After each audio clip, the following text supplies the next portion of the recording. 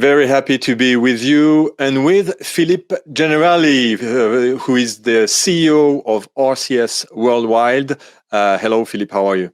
Hello, Philippe. How are you? It's good to be here. You're in Orléans, where all started in France with RCS, which is now a worldwide company. We're going to talk about what's happening in the radio and podcast environment. First of all, RCS has a presence everywhere in the world, offering software, services, and cloud solutions. What are the trends and what can you predict in this evolving digital audio industry for radio and maybe also for podcasting? There's a branch of IPG brand, advertising agency, actually the largest advertising agency, arguably in the world, and they just publish studies through their Magna arm, and the advertising sales in the US are forecast for radio are forecast to grow 19% in 2021. So 19%, that means going to bring them to $11 billion. And another 3% to 11.4 billion in 2022. So that's very, very good news, and that's driven by an 80% increase in the second quarter of 2021. All the big brands in the U.S., Odyssey, iHeartMedia, Cumulus, are growing almost 100%. It's really, really encouraging to see that basically the industry is going back to terrific level. There's a lot of dollars that are going digital, of course, but radio is coming back strong, very strong. People are starting to commute to work. They drive their car. They listen to radio in the car. They get vaccinated so they can go to work. They can go out and spend and go to restaurants, and advertisers know that. There's some sectors that are still a bit tricky, like the automobile. There's a worldwide shortage of chips, so you can't really get the car you want in the delay that you want. So advertising is not super hot now, but it's going to come back also. So the radio is a great place to advertise, and audio is going to grow 25% in 2021, even bigger than just radio, of course. The podcast is doing very well. It's going to go to $1 billion in the US. $1 billion. This is bigger than the movie theater industry for advertising, and that $1 billion is driven by the fact that podcast is becoming a mainstream media. There's a study from Nielsen that has been published. Podcasting reach grew 21% between 2020 and 2021, according to Nielsen. So it's about almost a quarter of U.S. adults that are 18 and older that can be reached via podcasting in 2021. It's not anymore a niche product where you only reach a fringe of people, but you can reach a quarter of the adult 18 and over. And of course, 20, 25, 54 are one of the most coveted demo. In the US, they call it the money demo. So, so Nielsen can reach those 25, 54 via podcast, and they love that. So audio is really hot now, and that's interesting because the listeners know it, and if the listeners know it, they like audio, and if there are people listening to audio, advertising agencies and advertisers know it. So the money will follow the listeners. So that's good. Yeah. So radio is really embracing podcasting, and audio is just developing with the smart speakers as well. So it's vital for radio broadcaster to pivot in hybrid work. And how are you helping them to do this, to do this pivot and hybrid work? Well, it's super important to have the digital in mind when you do radio. I mean, it's not new that you have to think beyond your FM transmitter, and you have to think about your audience at large. You have to think about your audience on streaming. You have to think about your audience on smart speaker. When people play a radio station on a smart speaker, they want to make sure that they're understood right away. They don't have to repeat what station they want, and they end up having the right station. And of course, there's the monetization. We work in tandem with our sister company, Triton Digital, who offers a way to monetize the stream on top of your regular terrestrial audience. So sometimes if it's under monetized, you can make extra bucks, extra dollar, extra pound, extra euros with your streams, and that's a great opportunity to be everywhere where your listeners are. The philosophy is very simple. If you're in the audio entertainment business, you have to be where your listeners are. In the 80s, the listeners of audio entertainment, they were listening to FM. Today, you can't stop naming new devices and new way of listening to audio entertainment. If that's your business, if your business is not being an FM transmitter that has content that you feed it to, if your business is the audio entertainment, be it music or sports or news or whatever you do in audio, you have to be where your listeners are. Otherwise, you're going to lose them. So you have a lot of tools that you're using for that. And some radio broadcasters tend to be conservative, technically speaking. Are stations easily adopting virtualization and the cloud, which is basically a computer somewhere else? Yes, look, RCS was the first company to offer a real professional-grade automation system that was totally cloud-based, called Zeta Cloud. So Zeta is already the automation system which is the most sold in the US. Today, with Zeta, we're in about 86 countries, I believe, and counting. We light up one station per day with Zeta in the world. Even during COVID, we switched to a completely virtual installation remotely, and we were able to install those stations. So when you talk about going cloud instead of having computer in the studio, the broadcasters are really, really interested by the concept and saying, really, that sounds good. So I won't have to have a machine in the studio or in a rack room. No, you won't. I won't have to have all the maintenance that is crucial for those machines. No, you won't. And you won't have to have the real estate for your studio either. You can have a smaller footprint. So there's a lot of money to save. However, it's a little bit, if you want, Philippe, like the electric car. I think that's a good parallel. Electric car, when you think about the electric car, wow, you never have to fill up with gas. You charge it at night. You go to work in the morning. It's fantastic. It's silent. It does not pollute. Most of them look terrific. Not all, but most look terrific. But, it's going to take a little bit before everybody drives an electric car, where you and I will be probably granddaddy when you will be able to speak to our grandkids. There was a time you had to put gas in the car. Yeah. Well, I feel that it can happen, maybe faster than we think. Yes, and it's the same thing with virtualization. You're gonna have virtualization is going to catch on very quickly. You have already countries that have adopted virtualization, like in the UK, the BBC has been virtualizing all their local BBC station for several years now. In the US, we have a lot of adoption of virtualization because of the advantage of that.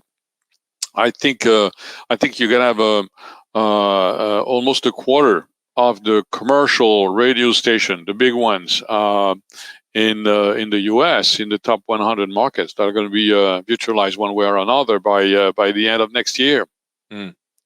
So do you see that certain regions are picking up faster now? Do you see that in the whole world, because you're really covering the whole world? So is there some countries that really are getting in now more and more and go to that virtualization? You talked about some countries, but what about the others? Do you feel that there's a trend coming and wishing to go to that virtualization and cloud?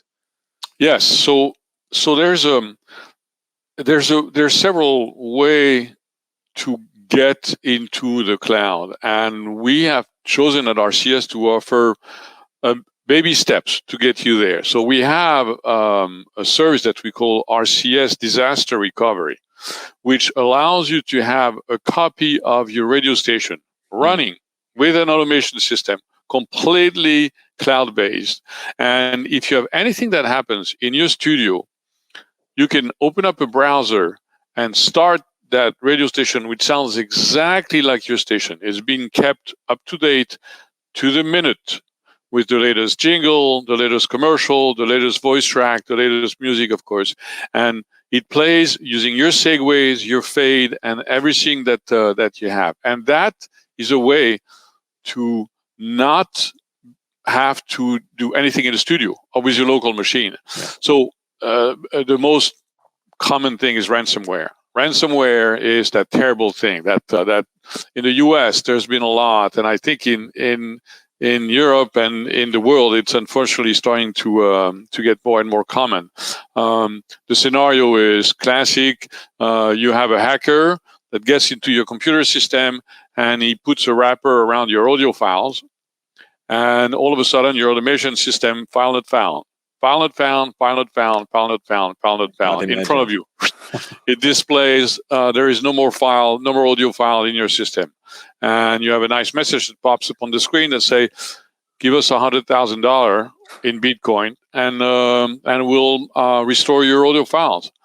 So when you have a system that's your lifeblood, it's very difficult to escape that. So the advantage of the cloud-based system is that when you use Zeta as a disaster recovery system, we will have copied all your audio, all your assets in the cloud, and we'll run a system in the cloud, which is cloud-based. Guess what, Philippe? In the cloud, it's all Linux. It's all container. It's not sensitive to ransomware. There is no ransomware.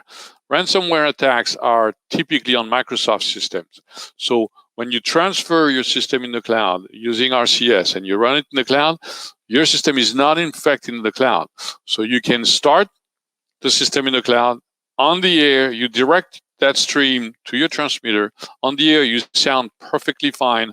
And meanwhile, you can turn off all your machine, clean them, restore your backups and all this, and take all the time you want. And guess what? When people are using a disaster recovery, they're playing from the cloud. And our hope is that they're going to say, you know what? That cloud thing is not so bad after all. Yeah. It sounds pretty damn good. So let's not hope that it's a disaster for every station, but there's a solution for it. Yes. So with pandemic, the streaming is booming. Tell us about what Revma is doing and how is it evolving, Revma? Because it's a new new service that you offer now for some years. How is it evolving? Did you feel that it was really booming?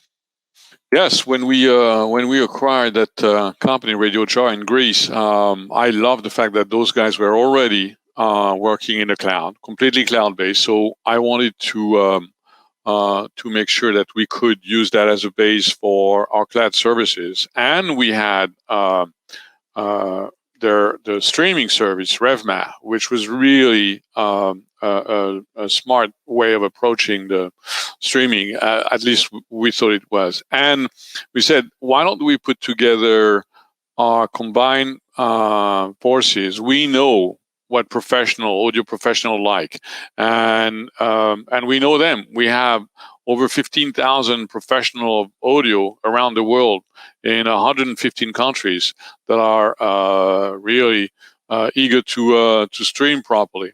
So we work with them, and we made Revma a phenomenal system. We've tripled the sales of Revma since we acquired the company. In fact, we folded it in our Media, our parent company, and they love working with those guys over there. And we also worked on the technology in order to do break away from the FM, from the terrestrial, if you want to go into a split with different commercial on the internet in order to make more money, right? And Philippe, we've come up with stuff that's really exciting. For example, we're able to offer a longer commercial break on the internet than there is on FM. Yet, it will be completely transparent for the user. We'll pick up the song that was at the end of the commercial break on FM, and we'll put that one, we'll stitch it back at the end of the commercial break on the internet, and we'll continue like that. It will be completely transparent. So you can have more commercial on the internet than you have on terrestrial, and it sounds good. That was what we liked. It sounds very good. So going from streaming to cars, screens in the cars is going to change the evolution and how you listen to radio. It's a real challenge for radio stations. How RCS can help that? Is it something you pay attention to? Yes, of course. We work with Xperi, which is a big provider of associated data set. So you're able to offer what everybody takes for granted, the picture of the album art and the cover of the picture of the artist, and anything that you might want to have in the car, so you can have the full entertainment.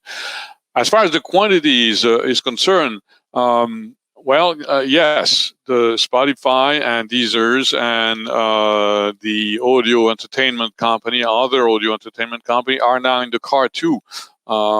And that's why radio has to be there and offer more than that.